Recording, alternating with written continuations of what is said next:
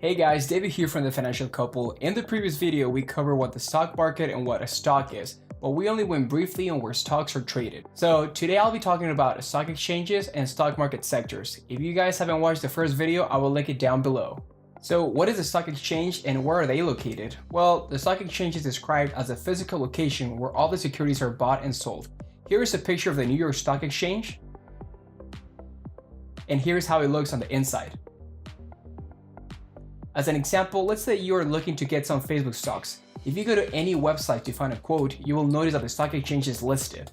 Wherever you look, whether you go to Google, Yahoo, Messenger, or Finviz, you will see the stock exchange. In other words, this is telling you where the stock transaction will be made. There are currently 11 stock exchanges or financial security markets located in the US. Here is a list for you guys to go over them. However, most of the transactions are done on the NYSE, which is a New York Stock Exchange, and the NASDAQ. Here's a list of other international stock exchanges. We have the Stock Exchange, which is in Tokyo, Japan, the Euronext, located throughout Europe in France, Portugal, the Netherlands, and Belgium, and the London Stock Exchange, located in London, England. Now let's switch gears and talk about the stock market sectors that we can invest in. Well, every stock in the stock market is placed in a sector or category, so it makes more sense. According to the Global Industry Classification Standards, there are 11 sectors to choose from. The first sector that we have is energy, and here you'll see companies that do oil, coal, gas, and energy services. Some examples will be Shell, Chevron, and Exxon. Second, we have materials, and here you'll find companies that do or develop aluminum, precious metals, and construction materials. Some examples will be Sherwin-Williams and DuPont. The third one will be industrials, and here you'll find environmental services, oil field services or equipment, and engineering and construction.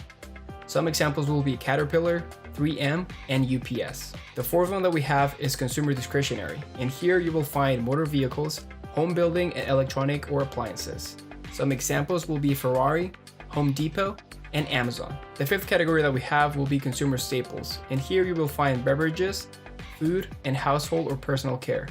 Some companies are Coca-Cola, Campbell's Soup, and Colgate-Palmolive. The sixth one will be healthcare, and here you'll find hospital management, managed healthcare, and medical services.